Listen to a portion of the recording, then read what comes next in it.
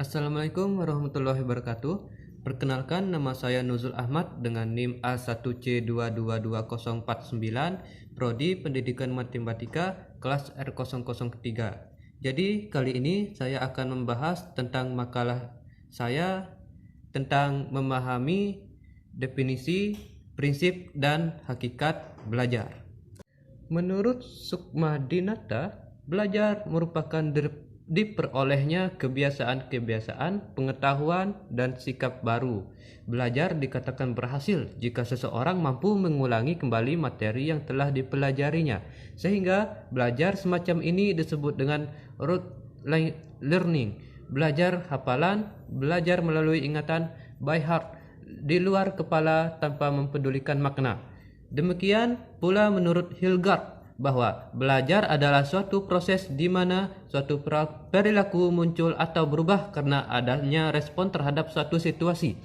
Selanjutnya, bersama-sama dengan Marquis, Hilgard memperbarui definisinya dengan menyatakan bahwa belajar merupakan proses mencari ilmu yang terjadi dalam diri seseorang melalui latihan, pembelajaran, dan lain-lain sehingga terjadi perubahan dalam diri.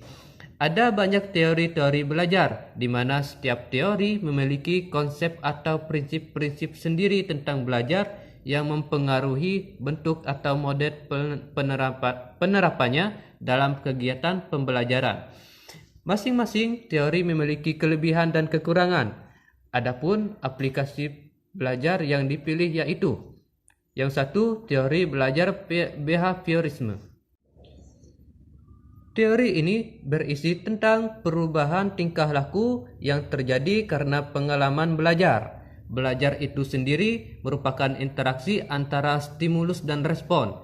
Menurut teori behavioristik, dalam proses belajar mengajar, yang terpenting adalah seseorang yang dianggap telah belajar ketika sudah menunjukkan perubahan perilaku.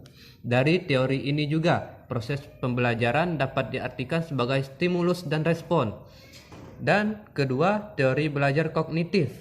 Teori kognitif berbicara tentang manusia membangun kemampuan kognitifnya dengan motivasi yang dilakukan oleh diri sendiri terhadap lingkungannya. Inti dari konsep teori ini adalah bagaimana munculnya dan diperolehnya skema atau rencana manusia dalam mempersepsikan lingkungannya dalam tahapan-tahapan perkembangan manusia, atau saat seseorang mendapatkan cara baru dalam memaknai informasi secara mental. Berdasarkan teori belajar kognitif, belajar merupakan proses perubahan persepsi dan pemahaman. Dengan kata lain, belajar itu tidak harus berbicara tentang perubahan tingkah laku atau sikap yang diamati. Dan yang ketiga itu teori belajar konstruktivisme. Dalam perkembangannya, teori belajar konstruktivisme ini menerima pengaruh dari ilmu psikologi, khususnya psikologi kognitif Piaget, yang dimana kognitif Piaget sangat berkorelasi dengan psikologis manusia untuk mendapatkan pengetahuan.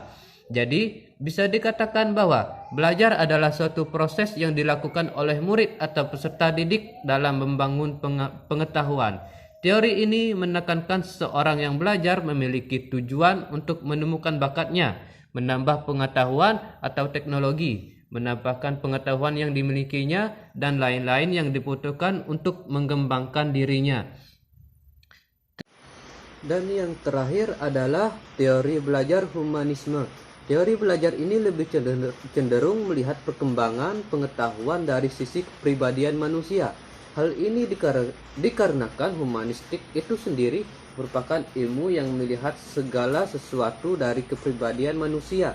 Teori ini juga bertujuan untuk membangun kepribadian murid dengan melakukan kegiatan-kegiatan yang positif. Hal ini disebut dengan para pendidik atau guru yang mengajar dan mendidik menggunakan pendekatan humanistik. Teori ini lebih menekankan pada pembentukan kepribadian, perubahan sikap, menganalisis fenomena sosial, dan hati nurani yang diterapkan melalui materi-materi pelajaran.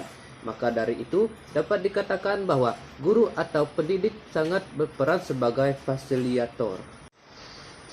Adapun mengenai ciri belajar sendiri, Jamaroh menyatakan jika hakikat belajar adalah perubahan tingkah laku, maka ada beberapa perubahan tertentu yang dimasukkan ke dalam ciri-ciri belajar, yaitu satu, perubahan yang terjadi secara sadar. Ini berarti individu yang belajar akan menyadari terjadinya perubahan ini atau sekurang-kurangnya individu merasakan telah terjadi adanya suatu perubahan dalam dirinya. Yang kedua, perubahan dalam belajar bersifat fungsional sebagai hasil belajar. Perubahan yang terjadi dalam individu berlangsung terus-menerus dan tidak statis. Suatu perubahan yang terjadi akan menyebabkan perubahan berikutnya dan akan berguna bagi kehidupan atau proses belajar berikutnya. Yang ketiga, perubahan dalam belajar bersifat positif dan aktif dalam perbuatan belajar. Perubahan-perubahan itu selalu bertambah dan tertuju untuk memperoleh sesuatu yang lebih baik dari sebelumnya. Dengan demikian, makin banyak usaha belajar itu dilakukan, makin banyak dan makin baik perubahan yang diperoleh. Perubahan yang bersifat aktif artinya bahwa perubahan itu tidak terjadi dengan sendirinya, melainkan karena usaha dari individu itu sendiri. Dan yang keempat adalah perubahan dalam belajar bukan bersifat sementara. Perubahan yang bersifat sementara atau temporer yang terjadi hanya untuk beberapa saat saja, seperti keringat, keluar air mata, menangis, dan sebagainya, itu tidak dapat digolongkan sebagai perubahan dalam pengertian belajar.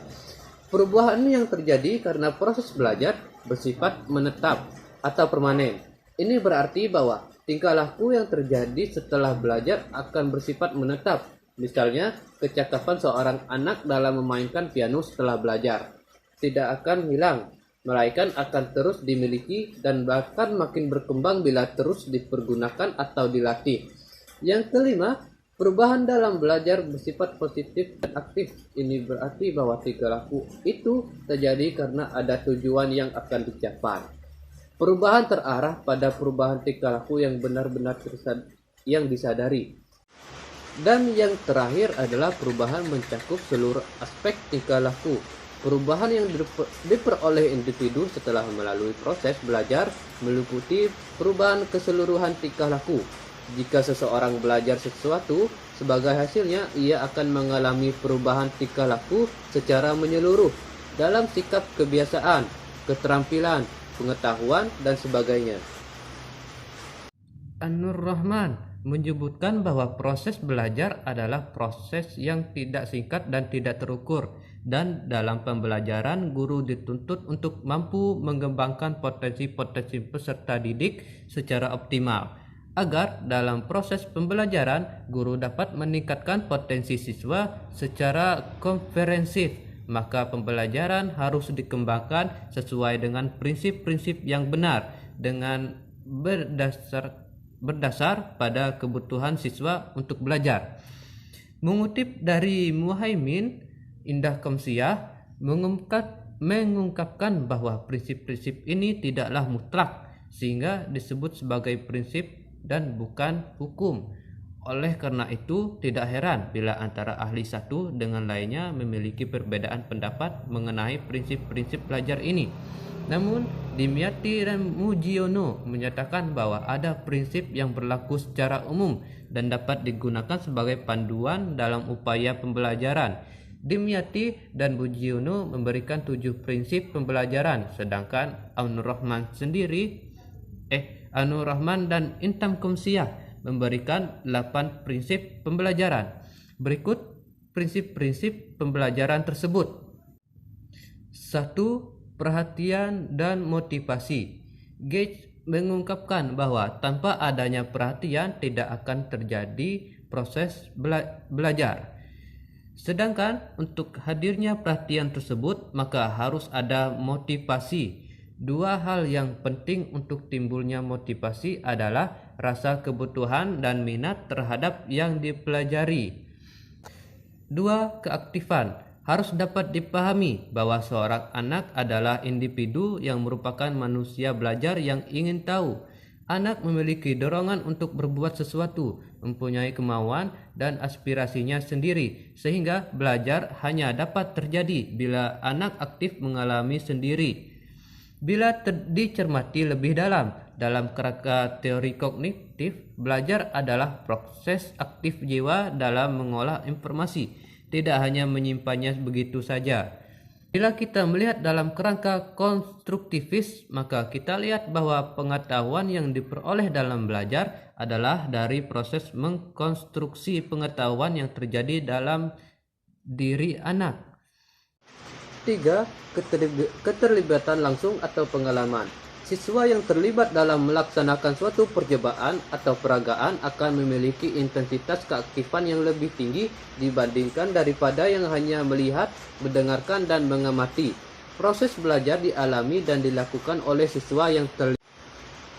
Keterlibatan ini tidak hanya keterlibatan fisik semata, tetapi terutama keterlibatan mental dan emosional serta perkembangan kognitif. 4. Pengulangan. Menurut Dimyati dan Mugiono, ada 3 teori psikologi yang menekankan perlunya pengulangan dalam belajar. Yang pertama adalah psikologi daya yang menyebutkan bahwa belajar melatih daya-daya yang ada pada manusia, dan dengan pengulangan maka daya-daya tersebut akan berkembang. Teori kedua adalah psikologi asosiasi atau koneksionisme yang menyatakan bahwa belajar adalah pembentukan stimulus dan respons. Pengulangan terhadap pengalaman akan memberikan asosiasi yang lebih kuat sehingga kemungkinan terjadinya respon yang benar lebih besar. Terakhir adalah psikologi conditioning yang menyatakan bahwa perilaku individu dapat dikondisikan dan belajar merupakan suatu upaya mengkondisikan sesuatu. Dalam conditioning, tidak hanya respon yang dikondisikan tetapi juga stimulus. Yang kelima, tantangan. Al-Rahman mengutip Deporter yang menyatakan bahwa studi menunjukkan bahwa salah satu yang membuat siswa lebih banyak belajar adalah bila pelajaran tersebut menantang. Bahkan, bila mereka merasa tertantang, mereka dapat mengabaikan aktivitas lainnya yang mengganggu belajarnya. Dalam teori medan atau teori, seseorang yang belajar berada dalam suatu medan tantangan. Bila ia menyelesaikan tantangan medan tersebut dan mencapai tujuannya, ia akan memasuki medan baru dengan tantangan baru. Agar dalam diri seorang anak timbul motivasi untuk belajar, maka haruslah ada tantangan yang baru. Namun, tantangan ini haruslah pas, tidak terlalu mudah dan juga tidak terlalu sulit. Dan yang keenam adalah balikan dan penguatan. Prinsip ini ditekankan oleh B.F. Skinner. Dalam kerangka ini, siswa akan bersemangat apabila tahu bahwa mereka akan memperoleh hasil yang baik. Hasil belajar yang baik akan menjadi balikan yang menyenangkan dan berpengaruh untuk upaya belajar selanjutnya. Dorongan ini juga dapat berupa dorongan negatif seperti hasil buruk bila tidak belajar. Dan yang ketujuh adalah perbedaan individual. Tidak ada individu yang sama persis, termasuk siswa. Perbedaan ini terdapat dalam karakteristik psikis, kepribadian, dan sifat-sifatnya. Sistem pendidikan klasikal yang umum dilakukan kurang memperhatikan perbedaan individual. Ada banyak cara mengatasinya, di antaranya memberikan pelajaran tambahan bagi yang membutuhkan. Untuk dapat melakukan hal ini, maka guru dituntut untuk mengenal karakter peserta didiknya. Dan yang kedelapan adalah transfer dan retensi. Intan Kamsiah menerangkan bahwa dalam prinsip transfer dan retensi terdapat beberapa hal berikut ini. Yang pertama, tujuan belajar dan daya ingat menguat retensi. Bahan yang bermakna bagi belajar dapat diserap lebih baik. Retensi seseorang dipengaruhi oleh kondisi psikis dan fisik di mana proses belajar tersebut terjadi. Latihan yang terbagi-bagi memungkinkan retensi lebih baik. Penelaahan bahan-bahan faktual, keterampilan, dan konsep dapat meningkatkan retensi. Proses belajar cenderung terjadi bila kegiatan yang dilakukan dapat memberikan hasil yang memuaskan. Proses saling mempengaruhi dalam belajar akan terjadi bila bahan baru yang sama dipelajari mengikuti bahan yang lalu. Pengetahuan tentang tentang konsep, prinsip, dan generalisasi dapat diserap lebih baik dan dapat diterapkan lebih berhasil dengan cara menghubungkan penerapan prinsip yang dipelajari dengan memberikan ilustrasi unsur serupa. Transfer hasil belajar dalam situasi baru dapat lebih mendapat kemudahan bila hubungan-hubungan yang bermanfaat dalam situasi yang khas dan dalam situasi yang agak sama dapat diciptakan. Tahap akhir proses belajar memasukkan usaha untuk menarik generalisasi yang pada gilirannya nanti dapat memperkuat retensi dan transfer. Secara harfiah, belajar adalah yang tidak tahu menjadi tahu. Secara keilmuan, belajar merupakan perilaku kognitif yang memerlukan tingkat keterbukaan kondisi tertentu yang akan menghasilkan perubahan perilaku atau disposisi untuk bertindak. Menurut Nana Sujana, pada hakikatnya, proses belajar mengajar adalah proses komunikasi. Kegiatan belajar mengajar di kelas merupakan suatu dunia komunikasi tersendiri, di mana guru dan siswa bertukar pikiran untuk mengembangkan ide dan pengertian. Belajar ada kaitannya dengan usaha atau rekayasa pembelajar. Dari segi siswa, belajar yang dialaminya sesuai dengan pertumbuhan jasmani dan perkembangan mental akan menghasilkan hasil belajar sebagai perwujudan emansipasi siswa menuju kemandirian. Dari segi guru, kegiatan belajar siswa merupakan akibat dari tindakan pendidikan atau pembelajaran. Proses belajar siswa tersebut menghasilkan perilaku yang dikehendaki. Suatu hasil belajar sebagai dampak pembelajaran. Belajar adalah suatu proses untuk memperoleh motivasi dalam pengetahuan, keterampilan, kebiasaan, dan tingkah laku. Pada dasarnya, belajar merupakan tahapan perubahan perilaku siswa yang relatif positif dan mantap sebagai hasil interaksi dengan lingkungan yang melibatkan proses kognitif. Dengan kata lain, belajar merupakan kegiatan berproses yang terdiri dari beberapa tahap. Tahapan dalam belajar tergantung pada fase-fase belajar, dan salah satu tahapannya adalah yang dikemukakan oleh Whiting, yaitu tahap acquisition, yaitu tahapan perolehan informasi. Yang kedua, tahap storage, yaitu tahap penyimpanan informasi. Yang ketiga itulah tahap retrieval, yaitu tahapan pendekatan kembali informasi. Definisi yang lain menyebutkan bahwa belajar adalah sebuah proses yang dilakukan oleh individu untuk memperoleh sebuah perubahan tingkah laku yang menetap, baik yang dapat diamati maupun yang tidak dapat diamati secara langsung, yang terjadi sebagai suatu hasil latihan atau pengalaman dalam interaksinya dengan lingkungan. Dari berbagai definisi para ahli